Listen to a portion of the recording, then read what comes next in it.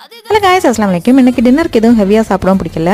ஒரு ஃபுட் வைக்கிறதுக்கும் ஒரு மூடு இல்லாமல் இருந்துச்சு. சரி ஓகே, ஃப்ரிட்ஜை திறந்து என்னடா இருக்குன்னு பார்த்தா சாசேஜ் இருந்துச்சு, ப்ரெட்டும் இருந்துச்சு, முட்டை இருந்துச்சு. சரி ஓகே, இன்றைக்கி புதுசாக வந்துட்டு சாசேஜ் ப்ரெட் ஆம்லெட் பண்ணலாம் அப்படின்னு சொல்லிட்டு பிளான் பண்ணி ஃபஸ்ட் வந்து சாசேஜ் எல்லாம் மசாலா போட்டு வச்சாச்சு.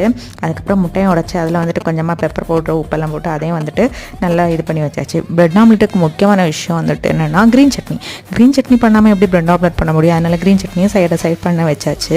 அதுக்கப்புறம் என்ன எல்லாத்தையும் வந்துட்டு செட்டிங் பண்ணுறது தான் வேலை. ஃபஸ்ட்டு வந்து ப்ரெட்டை வந்துட்டு முட்டையை ஊற்றிட்டு அதுக்கப்புறம் ப்ரெட்டை மேலே வச்சு சாஸ் மட்டும் ஒரு கெச்சப் மட்டும் லைட்டாக மேலே போட்டுட்டு இன்னொரு சைடு வந்துட்டு க்ரீன் சட்னி வச்சு நம்மளோட சாசேஜ், அதுக்கப்புறம் வந்துட்டு லைட்டாக ஒரு டெக்கரேஷனுக்கு ஒரு ஆனியன், அதுக்கப்புறம் அந்த சைடில் வந்துட்டு கொஞ்சம் சீஸ் இருந்துச்சா, சரி ஓகே அதையும் வச்சு ப்ரெட் ஆம்லெட்டை பண்ணியாச்சு. செம்ம சூப்பராக வந்துச்சு. ஆனால் சாசேஜ் வந்துட்டு கிரேவியாக சாப்பிடும்போது நல்லாவே இல்லை, பட் ஃப்ரை பண்ணி சாப்பிடும்போது செம்ம சூப்பராக இருந்துச்சு. நீங்களும் வந்துட்டு ட்ரை பண்ணால் பெஸ்ட்டாக இருக்கும். இதுவும் வந்துட்டு அடுத்து வந்துட்டு டெசர்ட்டுக்கு வந்துட்டு மாம்பழம் வச்சு இன்றைக்கி டின்னரை சூப்பராக நைட்டு